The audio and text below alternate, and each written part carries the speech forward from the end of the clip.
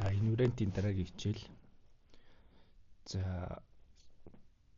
энэ бодлогуудад яг нэг нөгөө зөрүү тооцох юм шиг заримд нь байгаа. Тэр санаа. Гэтэл зөрүү тооцно гэдэг чинь нэг талаар энэ вариант бас байдаг л гэсэн үг. Чинь эхний бодлого аялагч 30 км эсвэл 50 км явдаг өдөрт шүү. Аялагч өдөрт 30 км эсвэл 50 км явдаг. 13 өдрийн дараа 520 км явж чадах уу? За мэддэг энэ бодлогыг мэддэг хүмүүс нь шууд нэг үржүүлэл хасаал хуваагаал гаргачихлаа бол та. Гэхдээ энэ вариант нь яг юу юм бэ гэдгээд үл ярилцъя. Тэгэхээр аялагч өдөрт 30 эсвэл 50 явдаг юм чи аялагч өдөрт ядаж 30 км явдаг юм байна л гэдэг логик энд байгаа хгүй. Энэ вариант нь аялагч өдөрт ядаж 30 км явдаг. Заримдаа 30 явдаг, заримдаа 30 дээр нэмэх нь 20 явдаг. Ийм хоёр сонголттой. Тэгэхээр 13 өдөр юм чи 13 өдөрт ядаж 30 юм чи би 13 30-аар үржүүлчих юм бол 13 39 юм чи 390 км явах юм байна. Өдөр болгон ядаж 30 яваад юм чи тэр 30-уудыг нь би олоод нийтээс хасчих 520-оос би 390-ыг хасаад өгье. За тэгэхээр чинь 130 км үлдэж байна гэсэн үг. Энэ нөгөө нь илүү явдаг 20-ууд нь гэсэн үг. Гэтэл 130 20 хуваагдахгүй үз. 130 маань 130 гэдэг тоо яах вэ? 20-д хуваагдахгүй. Уг нь 20-д хуваагдчих хэвчээ шүү дээ. Илүү явдаг 20-удад. Тэгэхээр эндээс яах нь аялагч 13 өдөрт ийм 520 км явж чадахгүй нэ гэсэн үг. Харин энэ хасаа гарсан зоо 20-д хуваагдчих юм бол болтлого болж байна гэсэн үг байхгүй. Хуваагдахгүй иймд аялагч 13 өдөрт 520 км туулж чадахгүй л гэж хариулчих нь гэсэн үг. За дэвхрэг эхлээд 1 см, 2 дахь удаага 2 см, 3 дахь удаага 3 см гэх мэтээр чугмын дагуу баруун зүүн тийш харайна гинэ.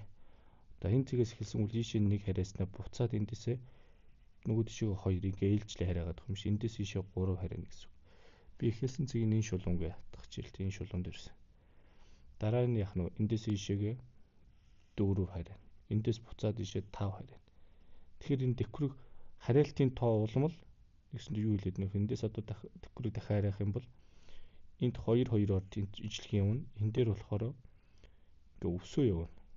Энд ижил явчаад дахиад ийш одоо буцаж ирээд өсдөг ч юм ингээд голын энэ анх байсан байрнаас үргэлжлэх болтно гэдэг санаа л хэлдэг. За үүнийг ерөнхийдөө бас л зөрүүгээр нь харчиж болж байна л да. Одоо нэг явснаа 2 явна. Гэхдээ нэгээр илүү явж байгаа. Буцаа 3 явна гэдэг чинь дахиад нэгээр холдно. Иймд энэ ер нь хэцэж ихтэй байранд ирж чадахгүй юм байна гэдэг юм болж байна гэсэн үг. За шулуун дээр 3 цэг бай. За энэ шулуун дээр ингээ 3 цэг байсан. B, C. За нэг удаагийн сурагч нэг үйлдэлээр бүх зэрэгцээ хоёрын дунд нэг цэг хатах нь одоо чинь нэг үйлдэлийхэд ингээд нэг цэг шинээр 2 цэг нэмэгдэнэ гэсэн удаа анхны үйлдэлээр. Ийм үйлдэлийн тусламж байгаа 52 цэгийг үүсгэж болох уу гэдэг л бодлогонд очиж юм гэсэн үг. За анх 3 байсан. Эхний үйлдэлээр 2-оор нэмэгдсэн. Дараагийн үйлдэлээр хэдээр нэмэгдэхөөр цэгийн тооноос нэгээр бага. Нөгөө нэг бидний 5 хуруунд 4 салаа байдаг шүү дээ тийм ээ. Тэр одоо чинь одоо энэ 5 цэг байна. Одоо энд E, D гэхчүүл энэ 5 цэгт 4 завсар байгаа гэсэн. Завсар болгонд л нэг цэг тавигдчих чинь зэрэгцээ 2 гэсэн юм чинь. Тэгэхээр одоо энэний дараа би өмнөхөөсөө нэгээр багаар нэмэнэ. Өмнөхөөс нэгээр багаар. Одоо би анх энд ингэсэн байхгүй анх 3 дээр би 3-аас саныг нэмсэн. Одоо би 3 дээр нэмэх нь 3-аас хасах нь нэгээс нэгийг хасаад нэмнэ гэсэн үг санаа. За тэгэхээр одоо би энэ дээр хэдээр нэмэх гэхээр 4-өөр нэмнэ мөн үү? 4-өөр нэмсний дараа ингээ нийлбэр хэд болж байгаа гэхээр 7 9 болж байгаа юм чи одоо 8-аар нэмнэ. 9 дээр 8 нэм 17 юм чи давь 16-аар нэмнэ. 17 дээр 16 нэмээ 33 юм чи би одоо 32-оор нэмнэ. Одоо би энийг нэмээд үзье нөгөө 52-аас хэтэрсэн байгаа. За нэмээ хэдүүлээ. 10 энэ хоёр жохоор 30 гэтэрсэн байна гэсэн. Энийг энэ үйлдэлийг нь байхгүй ухраага үлдэхээр энэ маань хүрээгүй байгаа.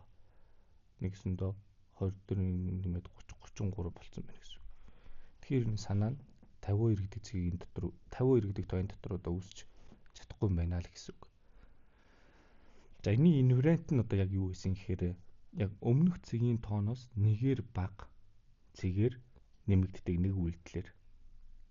Нэгснэ завсрын тоогоор нэмэгдээд байгаа байхгүй юу санаа нь. За энийг бүр илүү ерөнхийлж болгох шүү. Бүгдийг шинжилээд үзэх хэрэгтэй шүү өөрсдөө. За 4. Шулуун дээр хэсэг цэгүүд байв. За оноо нэг үйлдэлээр бүх зэрэгцээ хоёрын хооронд нэг цэг тэмдэглэнэ. Яг цагийн бодлого шиг юм байна те. За тэгээд оноо ийм үйлдэлийн тусламжтайгаар цэгийн тоог 1200 болгож болох уу? За яг 3 дугаар бодлого ашиглаад энэ дээр өөрсдөө борлуулалт хийгээд үзээрэй. За адилхан учраас би ингээд түр дэнийг үлдээчихье. За дараагийнх нь дондог 100 ба 500 төгрөгийг 25 жирэг дэвсгэртээр эдий төгрөгийг задлж болох уу гэж байна. За энэ бол яг 1-р бодлого шүү. Логик нь. Яг 1-р бодлого. За 1-р бодлоготой адилхан учраас нэг оролдоод үзцгээгээрэй. За энэ санаа юу гэхээр дэвсгэрт болгон 100 төгрөг угаа гэдэг нь л энэ вариант байхгүй. Дэвсгэрт болгон 100 төгрөгийг агууртаа агуулдаг мөн чанартай. Тэгвэл 25 дэвсгэртэд бүгдэнд нь 100 төгрөг агуулгаж байгаа юм чи би ингээ бодчих юм бол 2500 6400-аас би энэ 2500 хасчих юм бол нөгөө нэмхэн 400-нууд үлдэнэ гэсэн үг. 3900 болох уу? 100 бассан уу? 3900 400 хуваагдахгүй. Тэгэхээр яах нь вэ гэдэг асуудлууд яригдана гэсэн үг шүү.